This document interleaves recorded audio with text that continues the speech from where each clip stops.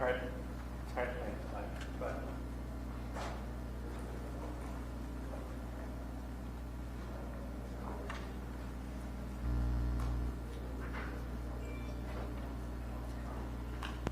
what's this woman's name? Poppy Hardwell or something? Yep, brown hair.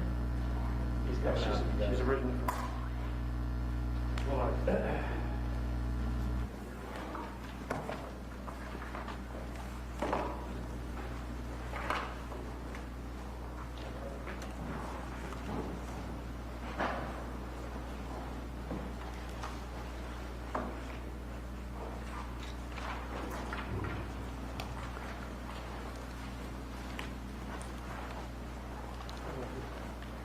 Good morning, everyone.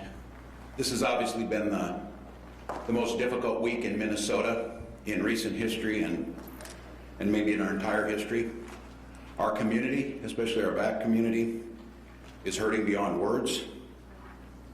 Minneapolis and St. Paul are on fire. The fire is still smoldering in our streets. The ashes are symbolic of decades and generations of pain, of anguish, unheard.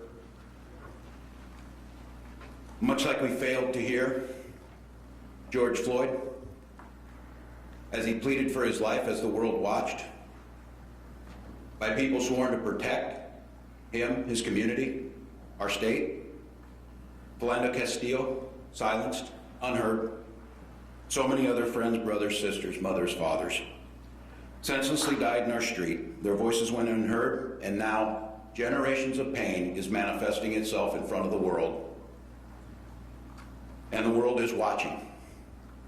One of the first people I called after seeing the video was Valerie Castillo, Philando's mother. We've become friends since the killing of Philando. And for those watching today who aren't familiar, Philando died in front of his loved one and his child, and left them behind and left behind a grieving mother who has become an advocate for justice, an advocate for reform, but more importantly, an advocate for kindness and decency. And when I talked to Valerie, she said first and foremost, seek justice, seek fairness, and reach out and show kindness. What the world saw last night was not that. What the world has witnessed since the killing of George Floyd on Monday has been a visceral pain, a community trying to understand who we are and where we go from here. I'm joined today by Attorney General Ellison, by Major General John Jensen, the Adjutant General of the Minnesota National Guard, Colonel Langer of the Minnesota State Patrol, and Commissioner John Harrington. I spoke this morning with Reverend Jackson,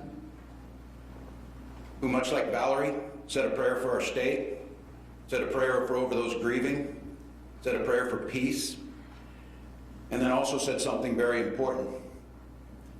This is the moment where we start, but every time we get to this place, we never start the process to make sure it doesn't happen again. And that commitment amongst leaders in our community, watching this happen across the United States, watching another name be added, and for those of us who are old enough, to Rodney King, to Mike Brown, and unfortunately now we've added George Floyd.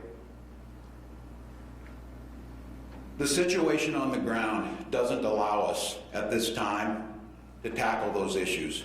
The very assets in our community, our libraries, our businesses, those nonprofits and government entities, our light rail system, are all shut down from this. We have to restore order to our society before we can start addressing the issues. Before we turn back to where we should be spending our energy, making sure that justice is served swiftly, and that we learn something from what George Floyd gave on Monday. Now I want to just be very clear, and I'm going to have the team talk about what transitioned last night when the state assumed responsibility over the security near the 3rd precinct, where the state secured critical assets. and we're the plan going forward to ensure that tonight our buildings do not burn, our citizens are secure, and that space that we're going to create allows us to get back to the conversation of serving justice and making sure that we're not adding to that list of unheard names. And I want to be very clear and speak to that community. The very tools that we need to use to get control, to make sure that buildings aren't burned and the rule of law collapses, are those very institutional tools that have led to that grief and pain.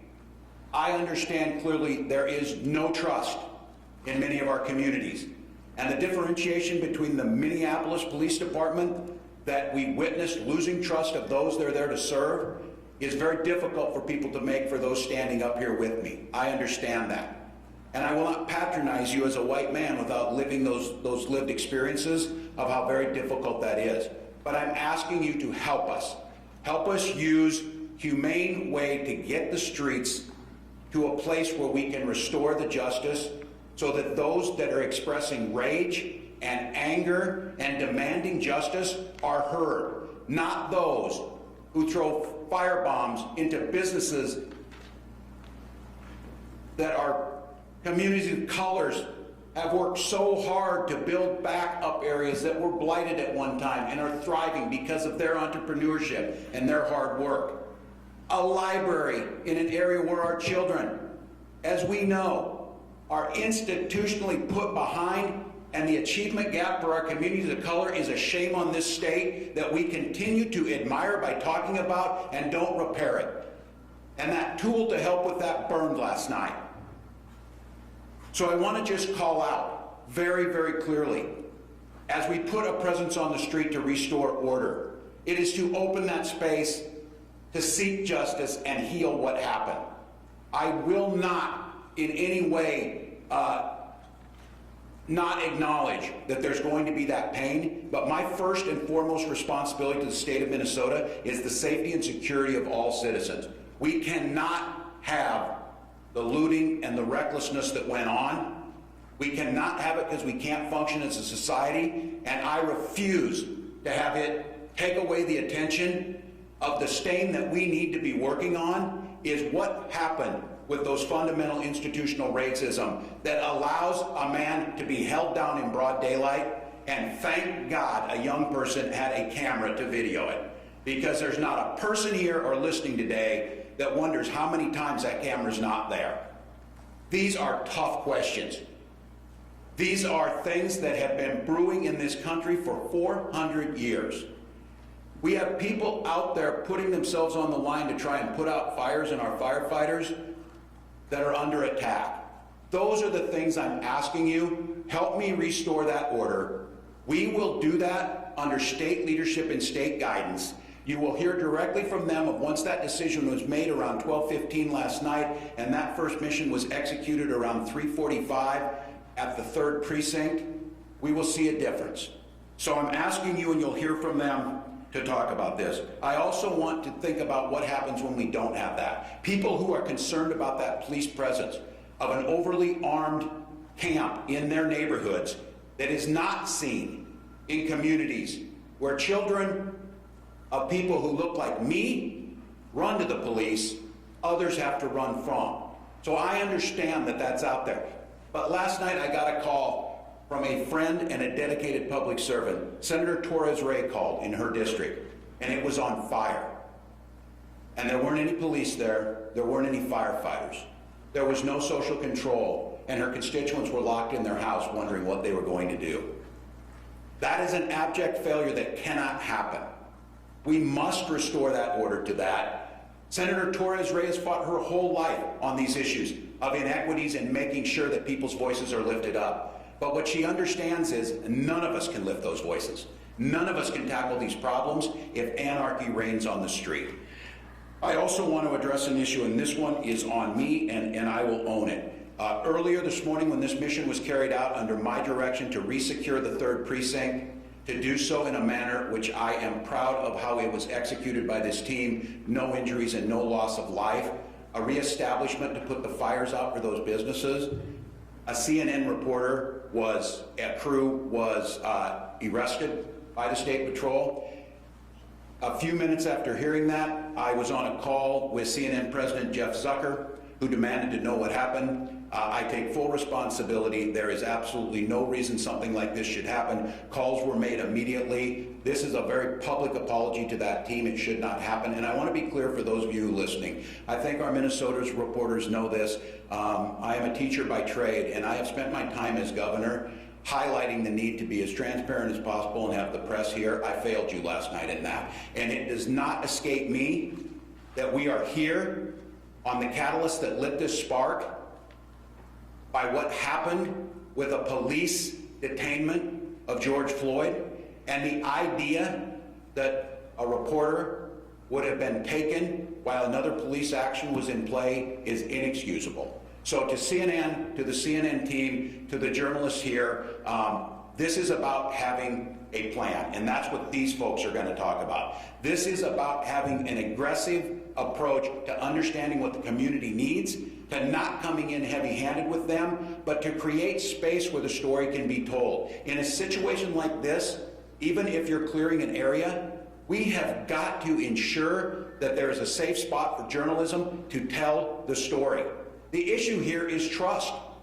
The community that's down there that's terrorized by this, if they see a reporter being arrested, their assumption is because something's going to happen that they don't want to be seen. And so that is unacceptable. We will continue to strive to make sure that that accessibility is maintained, that not only that, the protection and security and safety of the journalists covering this is a top priority, not because it's a nice thing to do, because it is a key component of how we fix this.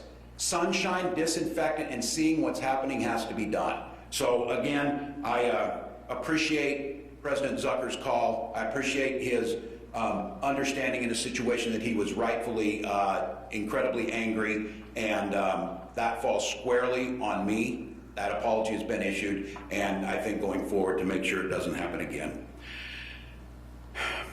It's time for us to clean our streets. It's time for us to execute today in a way that shows respect and dignity to communities. I'm going to ask for a lot of help today of those folks who want to see it. It is my expectation that justice for the officers involved in this will be swift, that it will come in a timely manner, that it will be fair. That is what we've asked for. I have been in contact with Hennepin County Attorney, and I am confident that those very things I just said will happen. We will continue at the BCA to do a fair, a full, and a swift gathering of all of the evidence involved. But I would reiterate again, for so many of us, not all that's done in every other case where all of that evidence is gathered before, and I would ask that the swift justice be carried out. So Minnesotans, your pain is real. The chapter that's been written this week is one of our darkest chapters, and we can choose a few things.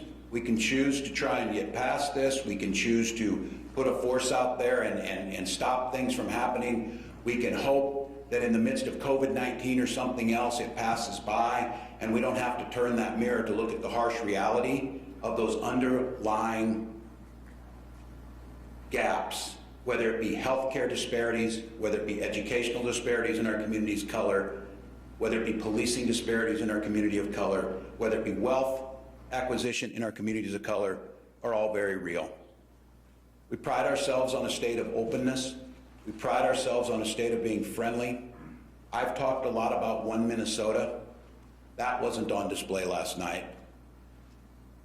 I don't naively think everything heals and you come to the forefront and you say it'll be better. This is a community that demands and should expect more than words. They should expect results. Lieutenant Governor Flanagan and I have tried to make equity the center of everything we've done. But obviously in Minneapolis on Monday night, there wasn't a lot of equity for George Floyd. His family is probably wondering where the One Minnesota is for them. And that's on us as Minnesotans, us as the governor and the team that works with me to put the things in order to establish order in our streets, to establish and rebuild trust in our communities, to lift those voices up, to be heard, not pleading for their lives, but demanding the changes necessary so no one else is put into that position. So I would like at this time to turn it over to Minnesota's Attorney General, Keith Ellison. Governor, thank you. Martin Luther King said many years ago that riot is the way that the unheard get heard. He didn't condone it, but he said to the nation, as a person who always protested peacefully, that don't just dismiss that and ignore it and relegate it to just criminality and bad behavior. Actually ask yourself, what's going on there? And is it something that we as a society absolutely must pay attention to? I think we must pay attention to it. I'd like everyone to recognize the fact that the National Guard just a week ago was administering COVID-19 tests to help people. The presence you see on the street, don't react to them the way you might react to the Minneapolis Police Department. It's not the same group. They have different leadership, different authority, and their job is to try to bring peace and calm back again. Please remember that this is not the group that you associate with unfair conduct, but it's a group that, in fact, just a week ago was trying to make sure that Minnesotans could survive and thrive and live, because we are still in the middle of a pandemic. It is that sense of service where they get involved when it comes to natural disasters, storms, floods, rains, diseases. Now they have to restore order on the streets. And I hope that the community who is protesting will protest peacefully, but not see this as another occupation by another military force. It really is make sure that there's calm and peace and that everybody can operate peacefully. So please accept it as that. I'm asking that of our community. It is essential, and I've said this before, everybody keeps asking the question, when? And this is a perfectly legitimate question. It is important to know that under Minnesota statutes, the primary jurisdiction for criminal prosecution is with the county attorney in which the offense occurred. And I believe that the message has been sent and received that the wheels of justice must turn swiftly. Not unjustly, expeditiously, thoroughly, fairly, but swiftly. It is important that people have confidence that accountability, no matter who you may be, is how we live in Minnesota. Let me also say that this prosecution, this investigation, this criminal process is important, and and the whole country and the whole world's looking at it, cannot solve the problem. As the governor so eloquently said, events like this start and they come to a conclusion, but we never start the process of real reform.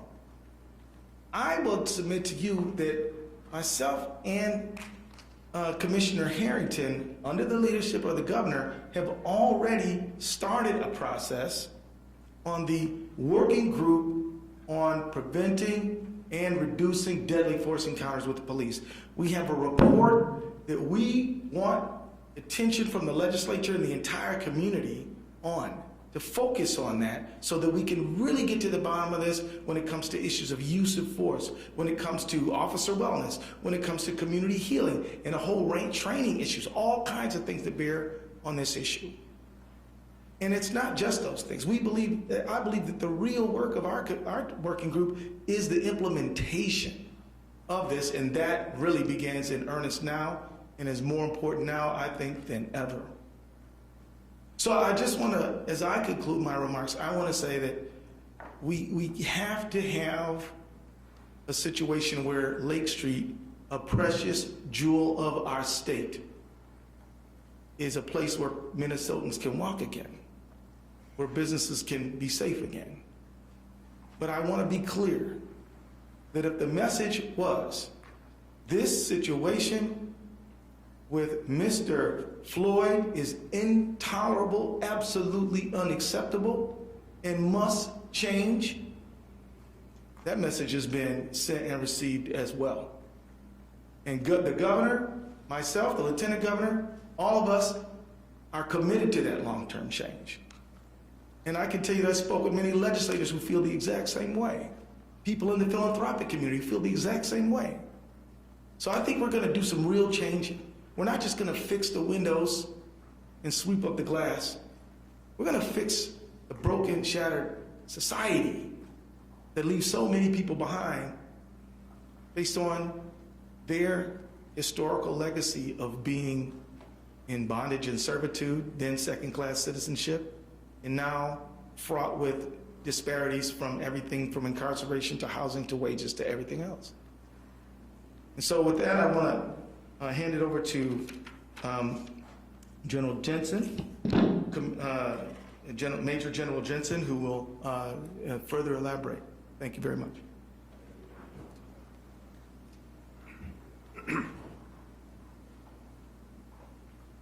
Good morning. I'm Major General John Jensen. I'm the Adjutant General of the Minnesota Army National Guard, and I've been the Adjutant General since November of 2017. And what I'm going to describe this morning very quickly is the actions of the Minnesota National Guard since we were mobilized under the Governor Walz's executive order. Like many Minnesotans, I woke up yesterday morning to the news that the Minneapolis mayor had requested National Guard support. The only difference was I opened up my phone and there was a text from Commissioner Harrington. It wasn't the newspaper or the morning news that notified me of that. So immediately, yesterday morning, I made contact with the commissioner, and we began planning on the potential employment of the Minnesota National Guard in support of Minneapolis. For those of you that may not understand how emergency management works in Minnesota, I'm just going to take a quick moment and explain that. In Minnesota, county emergency management coordinators, or the mayors of Minneapolis, St. Paul, Rochester, and Duluth, may request National Guard support through the state EOC. So in accordance with that, Minneapolis Mayor Frey made that request to the Minnesota National Guard. What traditionally comes with the request, though, is a layout of capability needed and exactly the problem that's trying to be solved. Typically, the request for the Guard and that type of information come at the same time. Sometimes it lags. So when it lags, what we do is we begin preparing for an unknown mission. But in this case, we sort of knew what we might be doing as it related to civil disturbance in Minneapolis. But it's very important that we know exactly what we're being asked to do, so we make sure that we have the right equipment. We mobilize the right number of soldiers and the right number of soldiers and airmen to support those soldiers that are going to conduct the mission. That element was lacking. But with the governor's decision to allow me to continue to plan, we began notifying soldiers early yesterday morning of a pending mission. Once we notified our soldiers, again with the governor's verbal approval, we began mustering our soldiers and moving them into the metro area, knowing that the most likely probability of employment was going to be Minneapolis. As we met as a senior team yesterday afternoon, the one topic that continued to be discussed was the lack of clarity and the lack of a mission and a description of what exactly the Minnesota National Guard needed to do. My concern to the governor was twofold. One, I didn't know what special equipment I might need to accomplish the mission. And two, I was very concerned about being asked to move to an unfamiliar area of Minneapolis under the cover of darkness. I wanted to get out when it was still daylight, where my soldiers and my airmen could become familiar with their terrain and familiar with their mission. We never got such mission. assignment. We never got such mission description. Yesterday, we performed 4 missions in support of the governor's executive order. The first mission came from the governor directly. That came when we were notified of an immediate and pending threat to the state capitol. My immediate advice to the governor was to assign that mission to the Minnesota National Guard. And he agreed, with one caveat, and that is the State Patrol also wanted to support that mission. So in cooperation with the State Patrol, we began that mission. The second and third mission came together.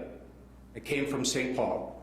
Specifically, it was to provide security of the Ramsey County Law Enforcement Center and the Minnesota Bureau of Criminal Apprehension. The key part of that security was to ensure that St. Paul police officers were not required to secure those facilities, and they were therefore relieved of that duty and able to respond throughout the city of St. Paul throughout the day. And then the last mission we did receive yesterday evening was an escort mission for the Minneapolis Fire Department. The concept of the operations that we would link up with the Minneapolis Police Department, and as they went into unsecure and dangerous areas, that we would secure the area so they could perform their life-saving and property-saving missions. And we continued to do those missions through the evening.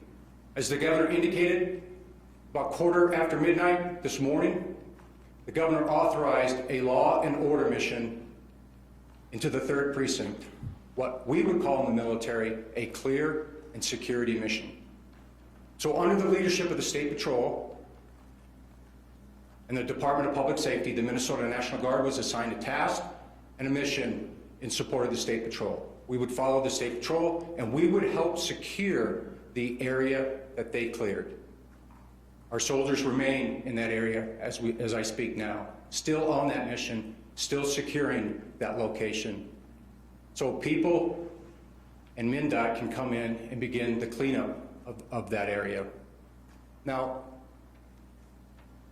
I picked up one other mission with the city of Minneapolis. I won't cover the exact details, but it's ongoing right now with the Minneapolis Police Department. And I'm very proud of the relationship between the Minnesota National Guard and the Minneapolis Police Department that goes back to Super Bowl 52 just 2 years ago. Chief Rondo and I worked together during that Super Bowl. So we have had opportunities to serve together, and I have a lot of respect for him. We will continue to operate in Minneapolis until such time that the governor relieves us of that mission. And we will do so in support of the Department of Public Safety and the Minnesota State Patrol. So that's just a little bit of background of what the Minnesota National Guard did since yesterday morning when we first notified of a possible deployment, through the deployment and through our mission set last night and then early this morning. My recommendation this morning to the governor was that I continue to do the state capitol mission and that I continue to do the mission in support of the Minneapolis Fire Department. I believe both of those are very critical mission, both to the state and to Minneapolis. And then we'll conduct follow-on missions, again, in support of the Minnesota State Patrol and the Department of Public Safety. So at this time, I'd like to introduce the Commissioner of the Department of Public Safety, Commissioner John Harrington. Good morning. My name is John Harrington. I'm the Commissioner of the Department of Public Safety. Governor Walz tasked me to prepare options and capacities and capabilities to respond to the civil unrest, protests, but more importantly and really more directly to the unlawful behavior of the arsonists, the thieves, the burglars, the vandals who were tearing apart the city of Minneapolis. I want that to be clear that that's, I think, a clear line of demarcation that we were operating under, because it is fundamental to the Department of Public Safety, it is fundamental to the State Patrol that we take an oath to support the Constitution, and that we believe that our work is absolutely essential to allow everyone's First Amendment right to have their voices heard. We were not deployed, and we have not been deployed, and we will not be deployed to stifle free speech. But we will not and cannot allow unlawful, dangerous behavior to continue. I am particularly proud of our relationship with both the Minnesota National Guard, Commissioner Stroman from the Department of Natural Resources, and Colonel Langer, who works for the Department of Public Safety as the colonel for the Minnesota State Patrol. We called and they came. And literally it was that. It doesn't make it much more complicated than that. I said, I'm going to need you, and I'm going to need you here in the city, and I may need you for 2 or 3 days, and I may need you longer than that, and I can't tell you what I'm going to need you to do yet, but I know I need you. And they came. They began preparing readiness to be able to move folks from all over the state of Minnesota, literally from miles and miles away, to come to the metro area to be prepared to help us keep the peace. Over the course of the day, I met with my counterparts in Minneapolis and St. Paul, Chief Arredondo and Chief Axtell, to talk about what missions they needed the state to help them fulfill. The Department of Public Safety at that point was calling to say, we are here to support you. We are your partners. Tell us what you need and we will backfill, we will fill in the gaps. Tell us what you need for resources and we will help you get it. And we did get some very specific missions, and in other cases, we got no real mission at all. And in the absence of a real mission, we began to identify where the critical needs were. We tasked the State Patrol, we tasked DNR, we tasked the Minnesota National Guard to meet specific missions that we were requested to do. But we also tasked them with being flexible, because we knew that if things continued to devolve, that we might need to pivot and we might need to shift from a static post of guarding critical infrastructure to a fast-moving operational approach of restoring order. About midnight last night, I was party to a call where that pivot had to be made, where the mayor of Minneapolis called and said they had no more resources and they were not able to meet the public safety needs and control the behaviors that were occurring on Lake Street. They had lost the 3rd precinct. There was concerns about a gas main, and there was concerns about continued looting and fires burning throughout the city of Minneapolis. And different than our first night, I had comparable concerns of looting and fires being set in the city of St. Paul, and so we had to divide our resources to meet the needs of both of the Twin Cities. The task the governor gave me was pretty simple, actually. It was to pull together a team that could go in, keep the peace, protect people, protect them, protect their safety, protect their lives, protect their liberty, and to protect property that was being burned up literally every minute that we delayed. The Hennepin County Sheriff was one of my first calls, and Sheriff Hutchinson immediately moved into action to give us support. We already had DNR, we already had State Patrol, we already had Minnesota National Guard. We had it available, but we hadn't tasked them with what we needed to do yet, and we had to create a plan. The U of M Police Chief, Matt Clark, offered support. Eddie Frizzell, the Chief of Police for Metro Transit, offered support. And with that team together, we put together a 250 ballpark cadre team to go in and restore order on Lake Street. We created a mission. It was very specific. I am a mission-driven person. We talked about the fact that we were going to be respectful of people's rights, that we were going to keep the peace and make people safe, and that we were going to follow our training and protocols by making a public announcement that they needed to clear the streets. and that if they didn't clear the streets, arrests were imminent. We made those announcements. We made those announcements repeatedly so that no one would be confused about what our intent was or what we were there to do. And then, having made our announcements, we began to move to clear those streets. I will tell you that the vast majority of the great people of Minnesota and the great people of Minneapolis who are still having their guts ripped out about the Lloyd murder, and we'll call it a murder, that's what it looked like to me. I don't want to prejudice this from a criminal perspective, but I'm just calling it what I see at that point. They weren't the people that were out there on the streets at 3 o'clock in the morning when we arrived on Lake Street. The people that were out there on Lake Street at 3 o'clock in the morning weren't the good people in Minnesota. They weren't the good people in Minneapolis. They weren't the people that wanted to mourn the lossing of a friend and a relative and a neighbor. And when they saw the National Guard, Minnesota State Patrol, and this cadre, this team moving down the street, the vast majority of them did what we thought they would do. They left. There were a few that decided not to leave. That was a choice that they get to make, but we had advised them what that choice would result in. And we took action to respectfully and carefully take folks into custody as was necessary.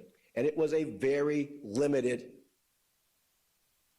and very structured and extremely disciplined approach to making those arrests.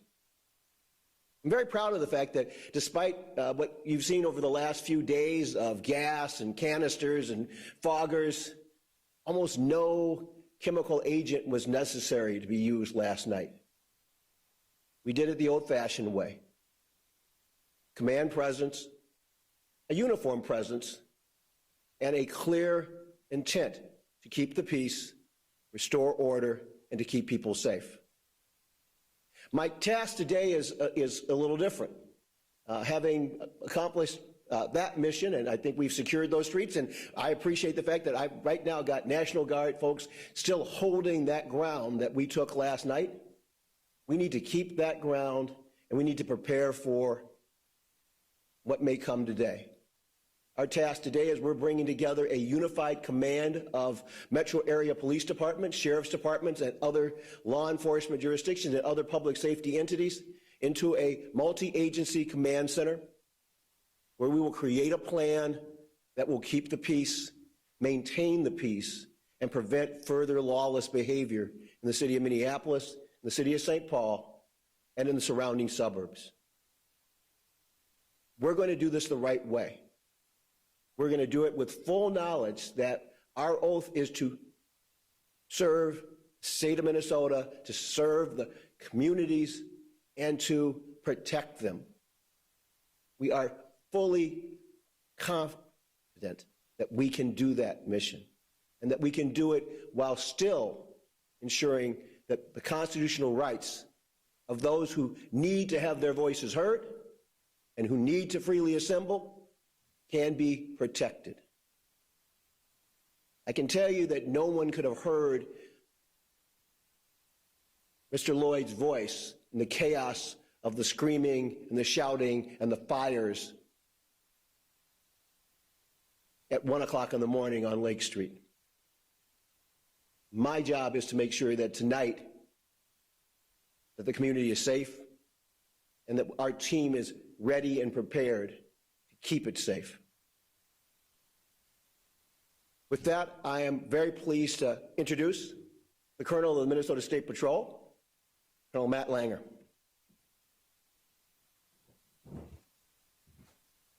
Well, thank you, Commissioner. My name is Matt Langer, and I have the honor and privilege of serving as Chief of the Minnesota State Patrol.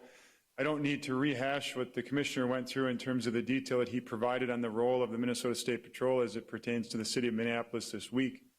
I was thinking about what to say about this week, and difficult is the first word that comes to mind, and it doesn't seem to represent everything that has occurred this week well enough, but it certainly represents the challenges that the Minnesota State Patrol has faced the last couple of nights as we have worked hard to combat the lawlessness, the dangerous behavior, and the criminal activity that has occurred both in the city of Minneapolis and other places.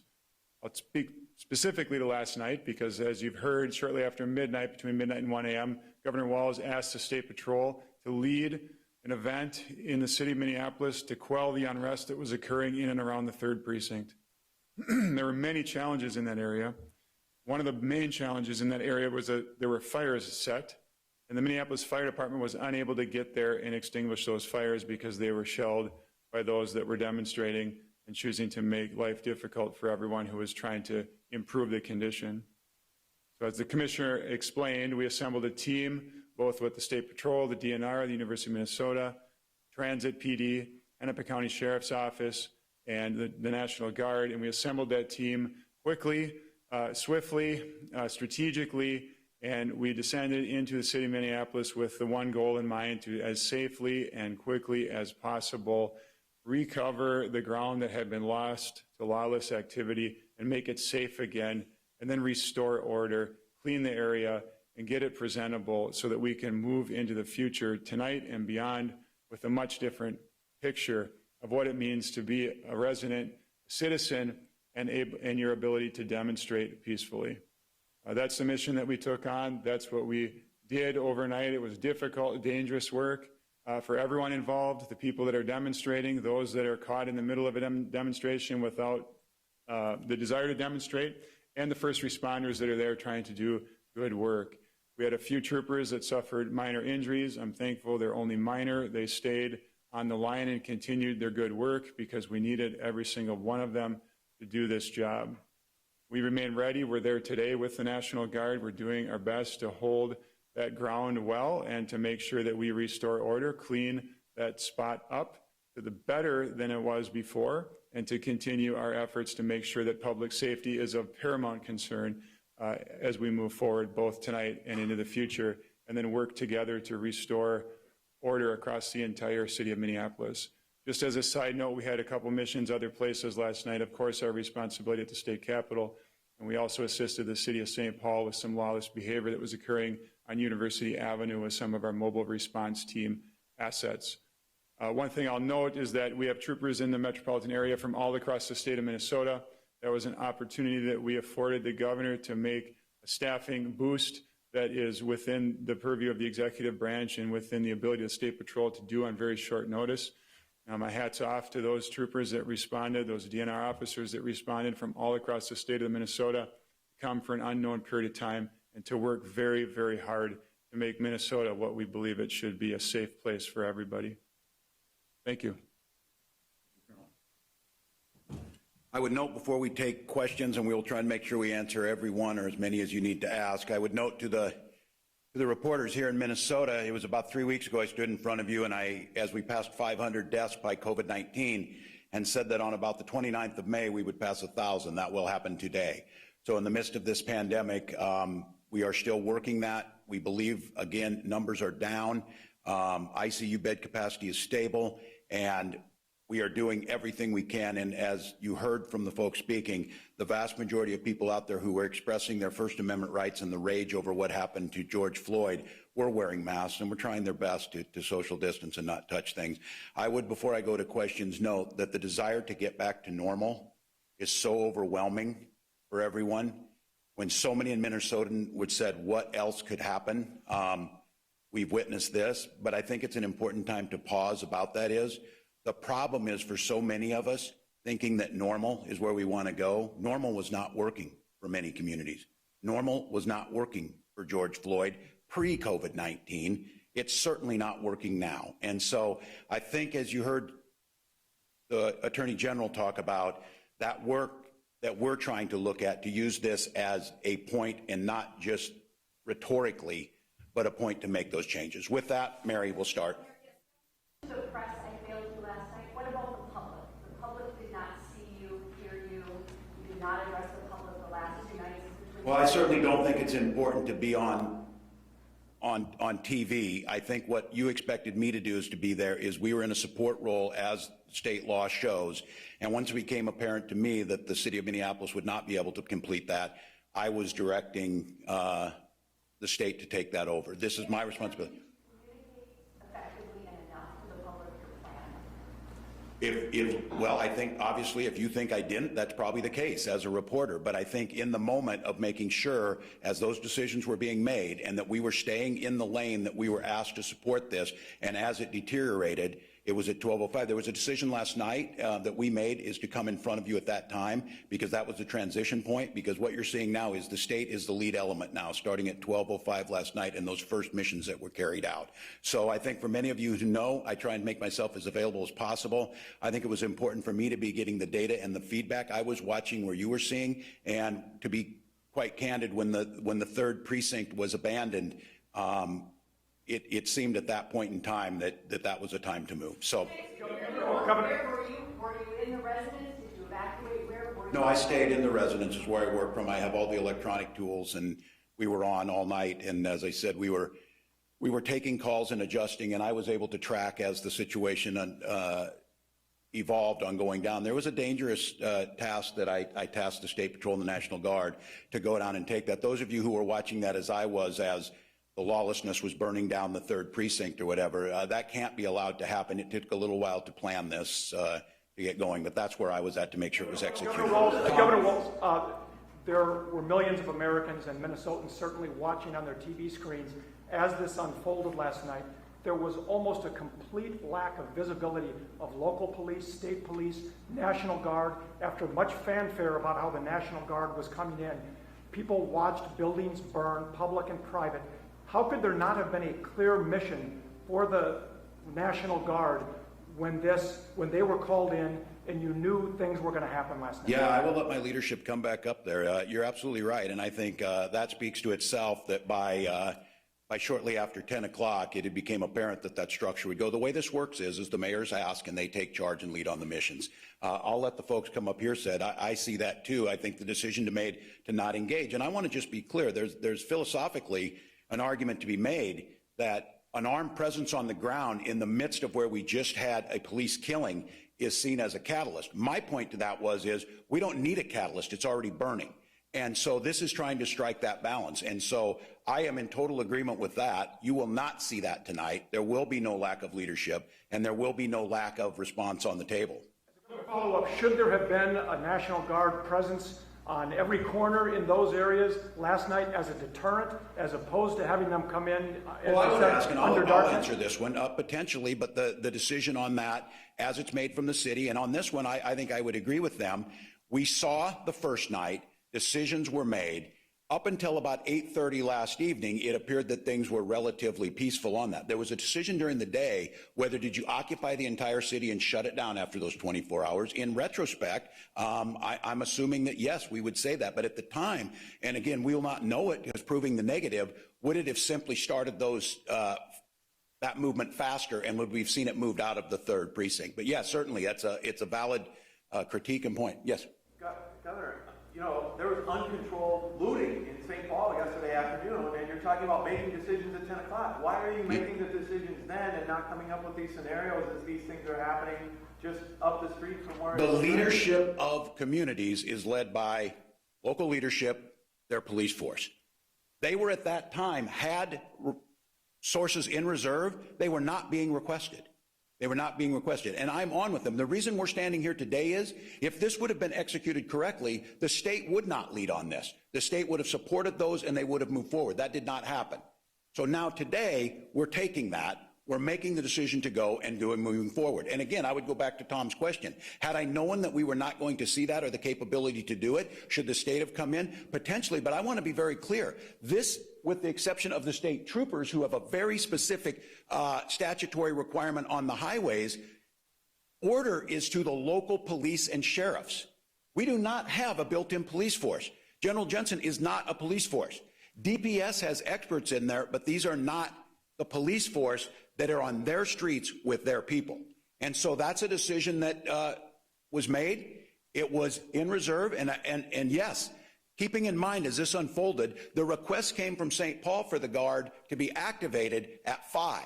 I had moved on a warning order earlier than that to be prepared. You're really supposed to wait until you get that and start moving them in. That wasn't going to be possible. So by 5 o'clock yesterday, our Guard troops were coming from all over. They were getting activated because of the events that happened the night before, and we were prepared to carry out those missions. And they were there. And as you heard some of these folks, those missions never came.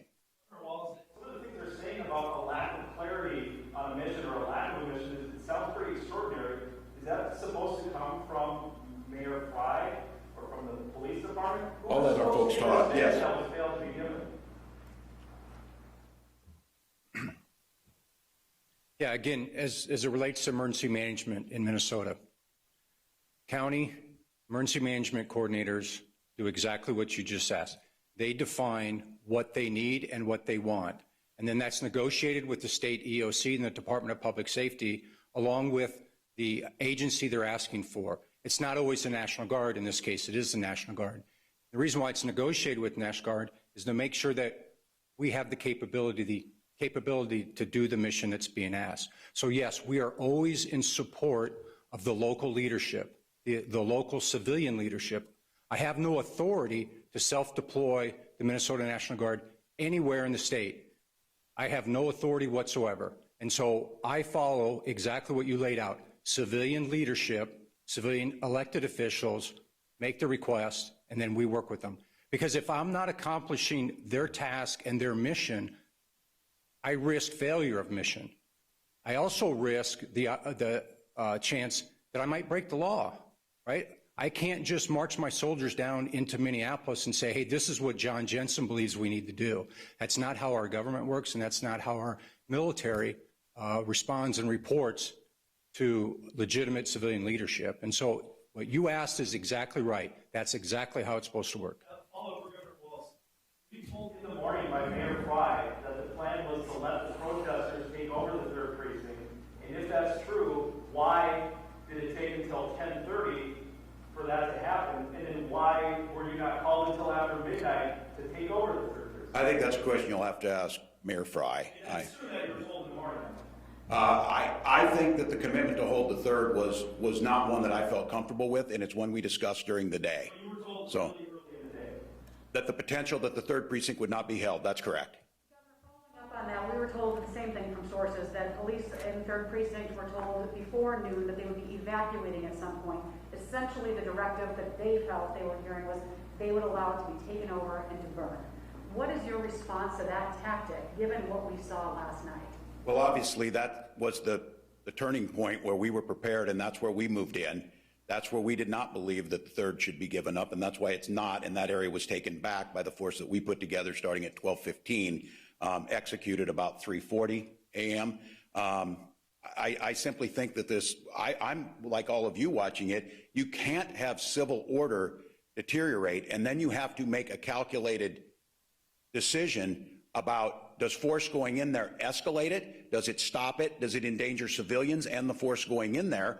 And those are decisions, as you heard again, it is local police departments is how this works. We are not a police force, the state. We have abilities to come back and backfill. The closest we have to that police force is the state patrol, but that's not their normal. Putting people at risk. Why allow it to get to that point? I understand what you're saying, but as people are watching, that's the question they're asking us. Yeah, from 8:30 to 10, that was the decision to go, and it took time to build the force to be able to go, too. Because, again, we're seeing it, and there was no definitive answer whether they were going to, and I'm seeing what you were seeing. There were still officers in the 3rd precinct, at least, I believe, until, maybe you can correct me on this, till 9 o'clock or so, maybe 10. Have you considered additional tools, additional powers, curfews, any sort of martial law orders to increase the authority of... Certainly all those tools are there, and I think what we'll do is that's what's the planning stage right now. I don't want to take these folks too long from what they're doing. That's what's being done over the last 24 hours as we prepare for this. But once again, the order structure of this, and many of us have been involved with these. I spent 24 years in the National Guard myself. I'm very familiar of how these works. I'm very familiar with what General Jensen's asking about. When my troops get their mission, they get their mission order, they get a warning order, they know what they're going to need to do. I then, as an enlisted soldier, would start working with my troops to make sure they were packing the proper equipment, check it out, be ready to go, drill through the things we needed to do. Those never came in many cases. So... In different situations, we weren't asked to help, and then at some point you were. Why in this situation wait for the ask to help? Why not take a proactive approach? Well, we are. And again, I think if we'd have seen 2 days ago, yeah, maybe yesterday, I'll be the first to tell you that. I think in any of these things, if if you're not second guessing and if you're not looking at the decisions were made, you're going about this all wrong.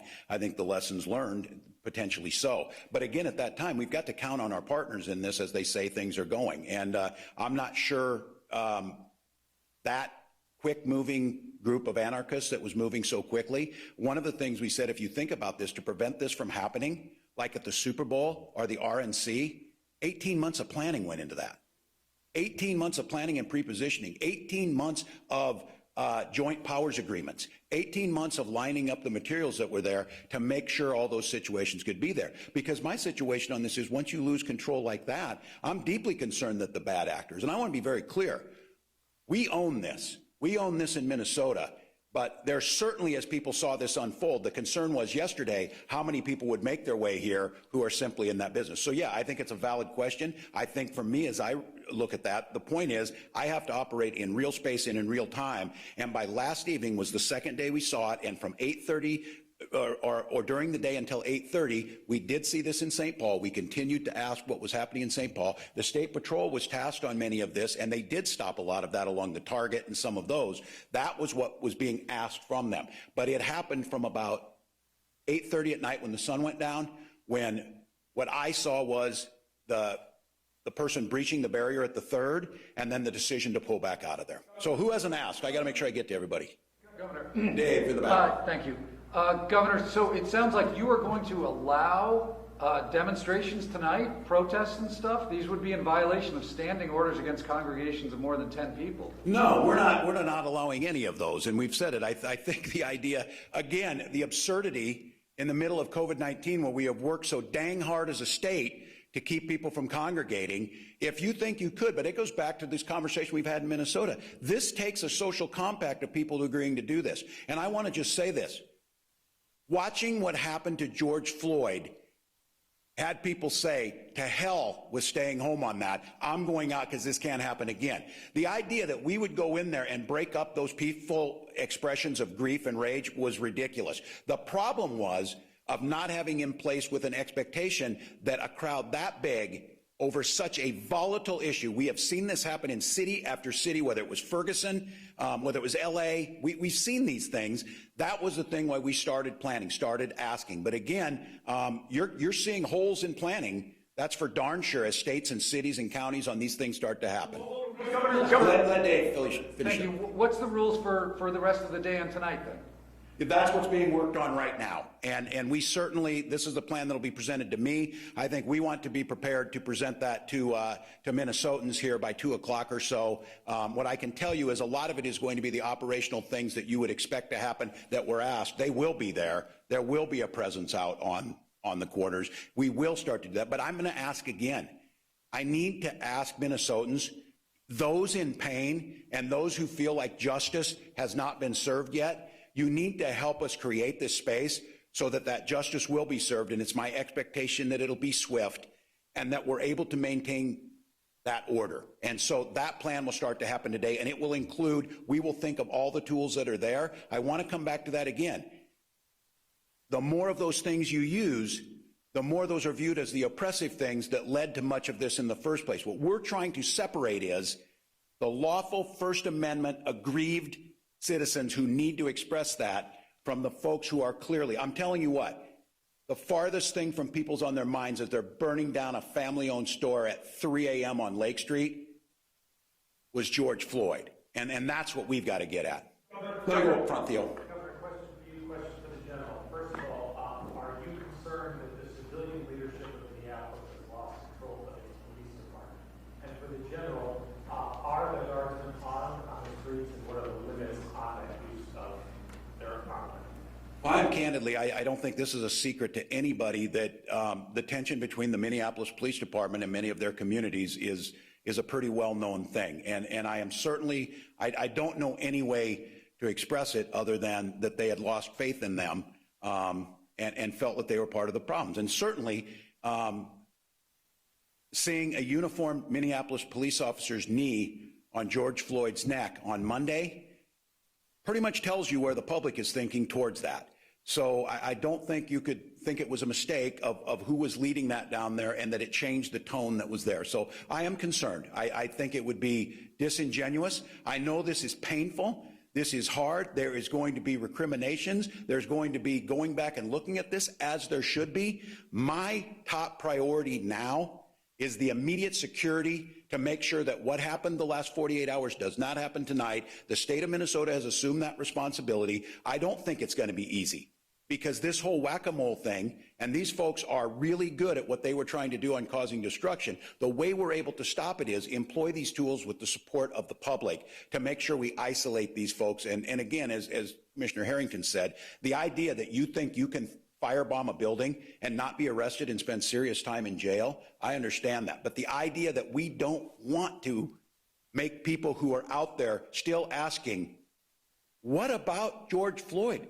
What happened to those people? What happened to the people who did this? That got lost in 48 hours of anarchy. That's what we're going to put again. We saw 3 television journalists get arrested early this morning on live television. Can you or anyone up there tell me how many looters and arsonists have been arrested over the past 2 days in the Twin Cities? I'm going to use this as an opportunity again. As I said, Tom, I am deeply apologetic that this happened. I understand that the community would believe if this were targeted. As I told Jeff Zucker, the president of CNN, I don't care at this point what the circumstance was, why they got arrested. It is wrong. It is unacceptable, and we needed to correct it. As far as others, who can answer? Yeah, how many? Anybody been charged or arrested? Yes, both St. Paul and State Patrol and others have made arrests on burglary, arson charges. I believe arson charges. I know burglary for sure. That they have been arrested. There has been stops. There has been, in fact, folks incarcerated. I do not know have they been charged yet or not, because I think most of them were done in the last 24 hours. Burglary, is that looting? Yes, it's breaking into the grocery stores, breaking into the Targets, breaking into the Walgreens. The pharmacies have been just decimated with folks we believe who are seeking Oxycontin and other opioids out of the pharmacy stock. And so we've been chasing that around, as well as chasing the folks that have been setting fires. So yes, there have been arrests made, and there will be more arrests made. Say again? Any idea of a number?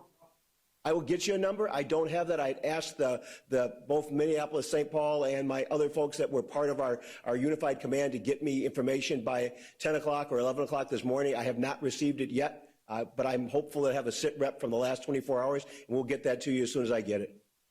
Governor, I have to ask you your reaction to President Trump's tweets from last night in relation to Minnesota and what he said. Well, it's not helpful. I did speak to the president last evening. At that point in time, it was in the process of where I said we were going to assume control of this, that it was unnecessary. I did not know he was going to tweet. He certainly can. It's just not helpful. It's not helpful. The city of Minneapolis is doing everything they can. If mistakes are made and there's an accountability, we need to do that. But in the moment where we're at, in a moment that is so volatile, anything we do to add fuel to that fire is really, really challenging. So as I said, I spoke to the president. He pledged his support of anything we need in terms of supplies to get to us. There's a way to do this without inflaming. And again, this one is so difficult. As I said again, the tools of restoring order are viewed by so many as the things that have oppressed and started this problem in the first place. So it would just be more helpful at this point in time. We may, if we need support from them, it's certainly appropriate that we will ask. But at this point in time, I'm confident that the plan we put together today to restore this order. So, Brian? Need to be seen at the Minneapolis Police Department. What kind of culture changes? Should there be more requirements on where officers live? Should they live in the communities that they police? I don't know. I think maybe this is Commissioner Harrington and Attorney General Ellison. When we first came into office last year, this was one of the things we wanted. And I said this, as a governor, the nightmare scenario of having a police-involved shooting, or as any elected official, is one. So they started working this. I think I'll hear from Attorney General. Well, Governor, thank you. I think this really is the time to start talking about how we do meaningful, deep dive reform. We took a year to grab in a number of people from diverse interests in the community. We had people from the community, from the civil rights community. We had law enforcement there. We had law enforcement from across the state. We met for about a year. We had a professional assistance from the group that guided the 21st century policing process that President Obama started, and we came up with a number of key recommendations. We will get that report to you. We hope you write about it, but this supercharges the need for the effort. There was just a few recommendations, well, a few observations and a few recommendations. One observation is, a lot of the deadly force encounters that occur in our state are not concentrated in the Twin Cities. In fact, a majority of them were in greater Minnesota, although many were in the Twin Cities. Half of them were people in a mental health crisis. We talked about a number of things. We talked about officer wellness. Officers dealing from crisis to crisis to crisis need to be able to check in, get right before they go back and engage the public. We talked about changing and reviewing the use of force standard. We talked about making the sanctity of life a essential principle, which Mayor Hodges did when she was the mayor. We made the duty to intervene. We're recommending that be essential, meaning if you're a police officer, you see a fellow officer doing something wrong, you cannot just say, it's not me, you've got to do something about it. We came up with a number of other principles that I think are really helpful, very useful, involving training, reform at the post board, and a number of things. And I think that now there's a need to further the effort. I will say that I think that looking at systemic pattern and practice problems in Minneapolis Police Department is an appropriate conversation at this time. I think that we need to really do some deep diving and to make sure that our law enforcement professionals really do and really are serving the public, the whole public. So I will say that I hope that our state legislature takes up some of the initiatives that we have in there. The academic community will take up some of it. Training communities will take up some of it. I mean, one of the recommendations was a joint or dual response when there are chemical or mental health crises going on, so that it's not just officers that don't have the training on how to deal with somebody who's in that situation. That's a priority, and I'll hand it to Commissioner Harrington. Attorney General Ellison covered really most of the points. The one other point that I will bring in is that this group was very much based out of community. We brought in folks from a variety of different diverse and geographic communities. We brought in folks from the disability community to make sure that all kinds of voices were heard. And one of the voices that I heard most clearly was the need for community healing and community health. And so one of the recommendations that we have put forward, we still think it was important before, but I've never seen it as acutely as important as it is right now, is for community healing. The question that we asked and that I ask here with you is, how does the community recover when its heart has been ripped out? That's... Sure. Members of the public are asking here over and over again, why isn't the officer or officers in question being held in custody during this investigation? We have a long history of law enforcement. Why has that happened? We are working with the county attorney, who is the charging authority, to make sure that we are following their guidance as we move forward in seeking the criminal prosecution. Is there a more specific reason though that you can give? Because we've heard that in the last few days.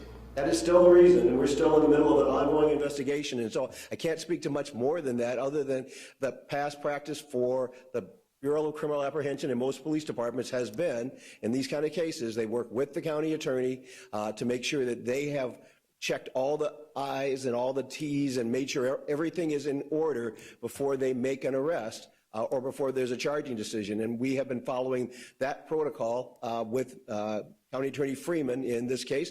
We have history with County Attorney Freeman in terms of past cases, some successful, some not successful, depending on what your perspective is. So there has to be some difference here, like there has to have been discussion that this case is different regarding everything that's going on. This is different than past cases.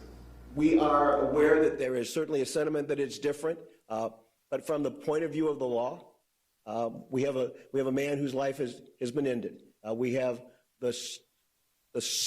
the pursuit of trying to find out what were the facts that are surround that, and to be able to create enough probable cause or enough basis for a criminal charge or for an arrest. That's pretty much Cop 101, that's what you have to have, and that's what we are working toward. A couple quick COVID-related questions here. Sure. The state has spent hundreds of millions of dollars helping businesses with COVID. Are you ready to respond to the businesses in Minneapolis that have been affected by this and offer them some state assistance? Absolutely. Number one.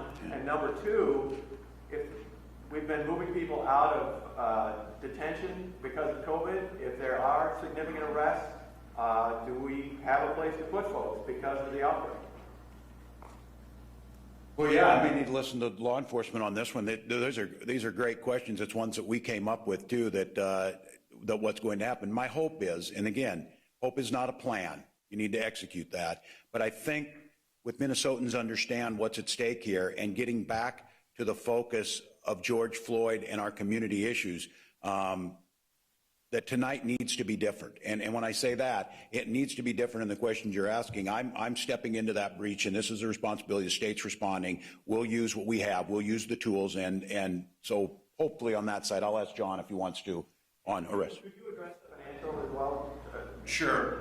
I think this is certainly something we still did not finish our work in the regular session. I think we're coming back on the 12th probably, and working with the legislature. I think there's a great desire to figure out how to do this. The tragedy of this, as I said again, is a community that felt this tragedy, a community that believes that they were that this has happened to, a community. When we say sometimes, I hear people sometimes say the system's broken. And I'll know communities of color will say, oh, no, the system's working just fine for certain people, not us. And I think for us right now, we need to take a really hard look about reinvesting, bringing Lake Street back, making sure we're hoping that there is insurance for these folks, different things that we can do. But I think certainly getting our vitality back is one. One thing that I heard earlier, I think you can get my question answered from earlier from the Major General in regards to our National Guardsmen on the streets. Oh, yeah, good. And what are the limits to using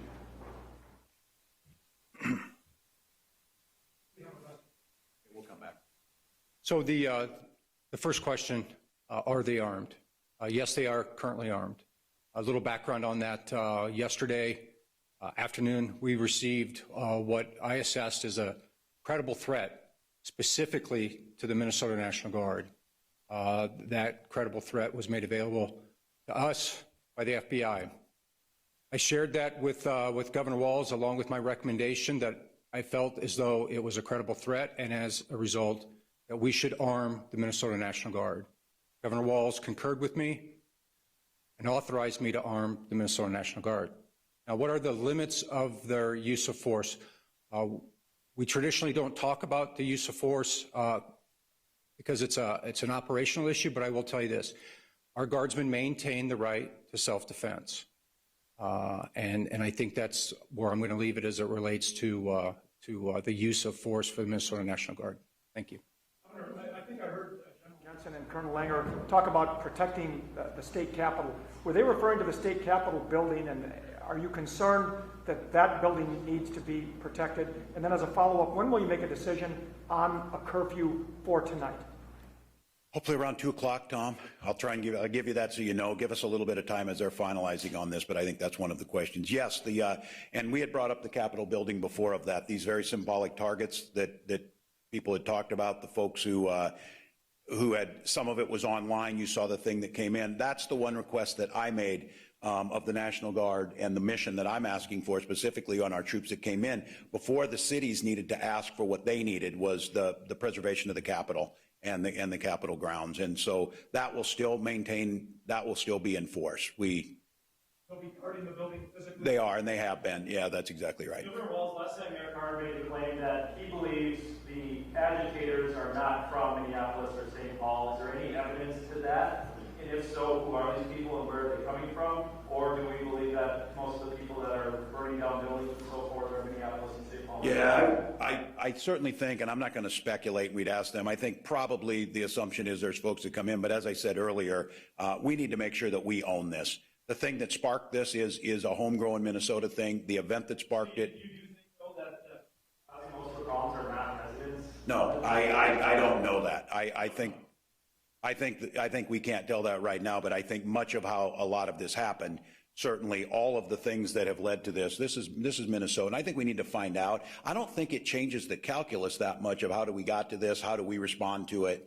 It's not taking ownership of it, and the bad stuff is being done by people from out of town. Yeah, I'm taking ownership. Okay, It's ours. We own it. Concerning the leadership, are you classifying the leadership of Mayor Carter in the same classification as the lack of leadership that you mentioned? No, I'm not. From Mayor Fry? No, and I didn't say Mayor Fry on this. I said my issues. Using the passive voice, but talking about a lack of leadership. I mean, Yeah. are we talking about Mayor Fry? In the Minneapolis Police Department, and again like this, and I will assume responsibility if the issue is that the state should have moved faster. Yeah, that is on me, whether it's the forces that were underneath. So I don't think a lack of leadership. I think the lack of coordination and the lack of understanding what we needed to ask for. And again, that's in retrospect. I think that same criticism could be said to us, but the way things are lined up, that was their responsibility at that point. Now it's our responsibility to do that. And I think we've been in contact with the mayors. I think they are doing everything they possibly can in a situation that is unprecedented. I don't think, again, that's a cop-out of saying, oh, it's just unprecedented. That doesn't mean you can't do anything about it. But I think they're responding accordingly. I think we're learning a lot, as I said. These situations were planned for at the RNC in 18 months of planning and hundreds of millions of dollars. This came about after the killing of George Floyd on Monday night. It started to ramp up when the video came out on Tuesday. It accelerated into Wednesday and Thursday, and here we sat. I'll go back to Peter. Please. Just to follow up on what you said earlier about charges and arrests. I think what people don't understand is the difference between two types of crimes. Meaning, Mr. Floyd is not going to be released on the street pending an investigation and subsequent charges.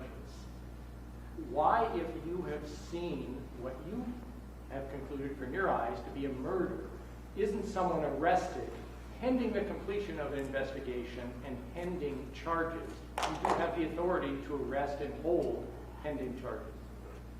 Typically, in a situation where you have actually witnessed a crime and you have the immediate, you are immediately able to apprehend the suspect, it would be not unusual to have made an arrest, brought that person in, and then offered to the county attorney what you were able to cobble together in terms of information to seek a criminal charge. If there was no criminal charge because you did not have sufficient information, then the person is released pending further investigation. In this case, because there was a lag time between when the event occurred, when the video came out, and when BCA was then brought into this, there was not that same immediacy. And so a criminal investigation was initiated by the BCA very quickly, working in coordination with Amy Sweezy from the Hennepin County Attorney's Office to follow the protocols that County Attorney Freeman has outlined that he wants us to follow in terms of an officer-involved death case. So we are following the protocols that were established. We continue to follow those protocols. We continue to meet with the county attorney. We continue to meet with the FBI and with the U.S. attorney as we continue to seek justice and to seek what can we do and what are we allowed to do in bringing this case to a conclusion. Question for General Jensen. Quick one. Do the guardsmen have authority to arrest and detain? No, we do not have that authority. That's why typically in our missions we'll always have a law enforcement officer with us. So we have that support immediately available, but no, we don't. Well, we have one more question. Senator, you've talked a lot about aspirations and plans here. Can you stand here right now and assure Minnesotans that we're not going to see a repeat of the unrest last night, tonight, or for the rest of the weekend? I can't assure you, but the responsibility to ensure it doesn't happen falls upon me. And I will do everything in my power to do that. As I said, I spent myself 24 years in the National Guard. I'm surrounded by good people. We're pulling the assets in. I'm going to need the help of Minnesotans, like we do on a lot of this. I'm going to need folks to cooperate to get this through. I want to acknowledge again that pain that people are feeling, the need to get justice. I'm just going to respond to Peter's question too on this, Peter, because it was an excellent question, asking about the charges and things. for those of you who don't, I am not an attorney. I listen to them, and they're very concerned that the governor has to be very careful about what they say about prejudice in case. We want to make sure everybody gets justice, it gets done. But the questions that Minnesotans and the outrage they're feeling, I'm feeling them. It is taking all of my willpower to maintain that point of being asked. But the way I'm able to get them justice is by making sure that I put things in place that civil order is maintained, that we make it clear that there is an expectation that justice is moved forward. And as Attorney General Ellison says, this is a point in time that we cannot forget. Cannot forget George. We cannot forget the aftermath of this as if we would, but we have to get back to that point of what caused this all to happen and start working on that. So the anger and the frustration and the wondering why this is a community that year after year, decade after decade, and generation after generation hears this. So right now, I know there's a lot of folks out there listening that their answer should be, I'll believe it when I see it. I'll believe it when justice is carried out. I'll believe it when equity actually means something. I'll believe it when the policies change. I'll believe it when my child gets the same education as your child and that color didn't matter. So I get it right now. We're asking an awful lot to be based on faith, and that has not panned out. But I do want to say, this is a state that I think we are coming to grips with the good that we have and that's not there, but it's always been about trying to strive to be better, trying to do more. I'm not trying to sugarcoat this. Just much like COVID-19, I've had to stand in front of you and tell you that it's going to get worse before it gets better. This is not going to be an easy journey. But the one thing that we have to ensure that civil order is maintained, so those changes we want to see. None of us can live in a society where roving bands go unchecked and do what they want to do, ruin property. And that the expectation is, where are the police? Where are the police? And this is the conundrum. Where are the police in the first place got us in this situation Monday night, and where are the police last night is it. And I heard from numerous people, I'm super nervous about the National Guard being brought in there. It's a flashpoint. This is a community. I understand that. I heard from some of those same people at 2 o'clock with a different tone. Where's the National Guard? Where is the National Guard? So over these next 24 to 48 hours, work with us to get the situation controlled. And I want to talk to those mayors who are up 24/7 in Minneapolis and St. Paul. It's not about calling out someone on lack of leadership. It's about an issue as it developed and all of us figuring out how we get there. This is volatile. This has been building for decades. This flashpoint came to us, and now what are we going to do about it? And it happened in the middle of an unprecedented global pandemic. So it gives us a chance. We're going to get to pick our paths very quickly here. How are we going to be seen by the world in the coming days? How are we going to be seen after that? How are we going to respond to one another? And then what are we going to do about it? And again, if I were everybody in these communities listening, I'd say, well, I'm going to believe it when I see it. So the first task at hand is get civil control back, get justice moving quickly and fairly, and start talking about together, how do we rebuild? How do we rebuild trust in the police? How do we rebuild those stores? How do we rebuild a society? How do we send that face to the world that sees us for so many positive things, but we need to recognize this is what they're seeing. And we need to take a hard look and figure out how do we change that. So I want to thank you all. Again, I'm going to close because of the importance I've said with the press.